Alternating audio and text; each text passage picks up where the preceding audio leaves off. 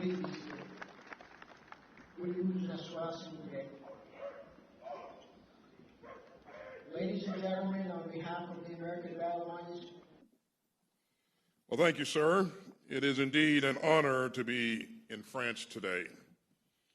Ladies and gentlemen, distinguished guests, and above all, World War II veterans here today. I am absolutely humbled to join you at this hallowed place on this fateful day. 79 years ago, France and much of the rest of Europe lay beneath the Nazi boot. The night before Operation Overlord, General Eisenhower met with troops from the 101st Airborne. And some thought he looked nervous. But one soldier called out, "Now quit worrying, General. We'll take care of this thing for you." And they did. Young men from the United States, Britain, Australia, Canada, France, and other countries rallied together, as President Roosevelt said, to set free a suffering humanity. The largest armada in history carried tens of thousands of Allied troops to the gates of Nazi-occupied France. The Allied pilots flew low under relentless German fire. The paratroopers jumped into the cloudy skies and improvised when many of them landed miles from their drop zones. Soldiers weighed down by gear, waded off boats, and were raked by Nazi guns. And the medics dove in to care for the wounded as the cold waters turned red. It's easy to forget how desperate the battle was, how loud the clash was, and how many things could have gone wrong, how many things did go wrong. But on D-Day, courage won out over terror, daring over cruelty, and liberty won out over tyranny. Quit worrying, General. We'll take care of this thing for you.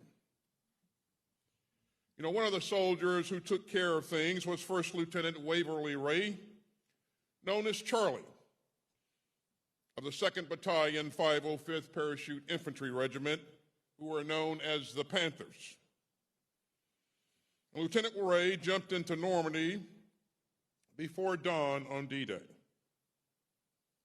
His battalion was on its own until it could be reinforced by the Allied amphibious forces storming the beaches. And so Ray's unit, Company D, faced terrifying odds. German forces outnumbered them by more than 20-1. But the Nazis didn't count on the Panthers. And they certainly didn't count on citizen soldiers like Charlie Ray. Ray's battalion commander ordered him to counterattack the German flank. And Ray personally found and destroyed the German command post in Saint-Mère-Église. And it became the first town in France that the Allies liberated from Nazi occupation. And after the fighting, Ray returned to report with part of his ear sliced off by a German bullet, and his own blood caked on his neck and his shoulder. And Ray's commander said, "They've been getting kind of close to you, haven't they, Waverly?"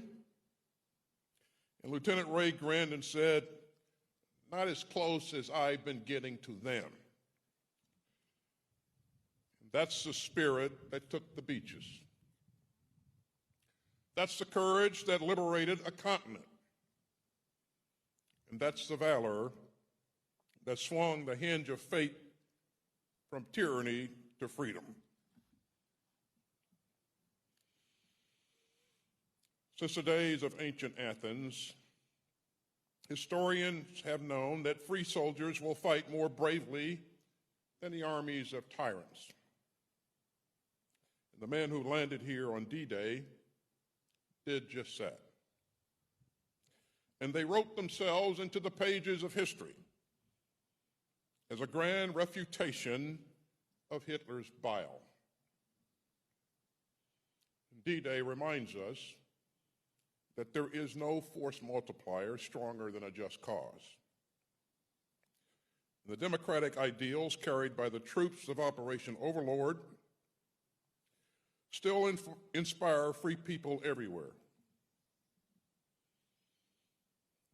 Ladies and gentlemen, it was one of the great honors of my life to serve some 50 years after D-Day as the commander of the 2nd Battalion, 505th Parachute Infantry. In fact, I jumped into Normandy with elements of my battalion for the 50th anniversary of D-Day. With pride, we shouldered the legacy of liberty passed down by Charlie Ray and his brothers in arms. And it is all of our duty to defend with undimmed vigor the principles for which the Allies fought. We still seek a world where aggression is a sin, where human rights are sacred, where those who preach hatred and tyranny and genocide are cast out. We seek a world where civilians are safe from the ravages of war, where sovereignty and territorial integrity are respected. And we seek a world where all states and all peoples can pursue their own destinies in freedom.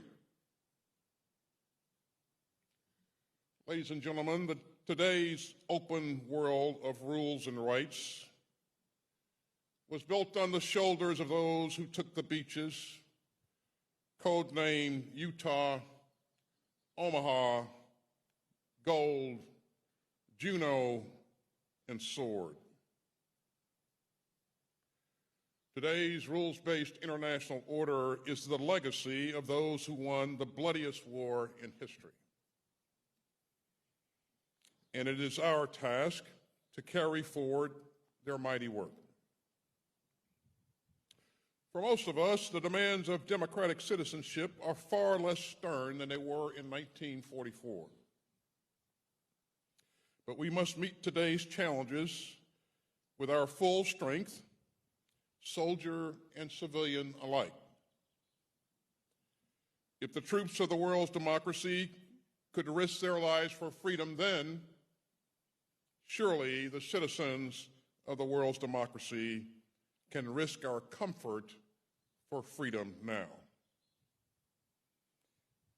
And some of our friends no longer have that choice. On a recent trip to a U.S. training post in a free Germany, I met brave young men and women from Ukraine who were learning how to fight for their lives and for their country. And today, I am more determined than ever to stand by them for as long as it takes. In our unsettled times, we again hear some sneer that tyranny is the future, and that people long for strongman rule, and that the unity of free people will shatter, and that the hour of democracy has passed. They are wrong. And every D-Day, citizen by citizen, we remember that we each have the ability and the responsibility to fight for the principles that drove the Allied armies forward. 79 years ago, General Eisenhower told the soldiers, sailors, airmen, and Marines of the Allied Expeditionary Force, quote, "The eyes of the world are upon you. The hopes and prayers of liberty-loving people everywhere march with you. The eyes of the world are still upon the heroes of D-Day. They are upon us as well. And we will not let the torch of freedom go out. Every time a veteran of D-Day is gathered to his maker in the fullness of time after a long life of lived in freedom, he wins a final victory over Hitler. To the veterans of World War II, we salute you. You saved the world. We must merely defend it. So may God bless the American and Allied troops who fought and failed some 79 years ago. May God bless the United States of America, and may God continue to bless all those who still fight for freedom. Thank you very much.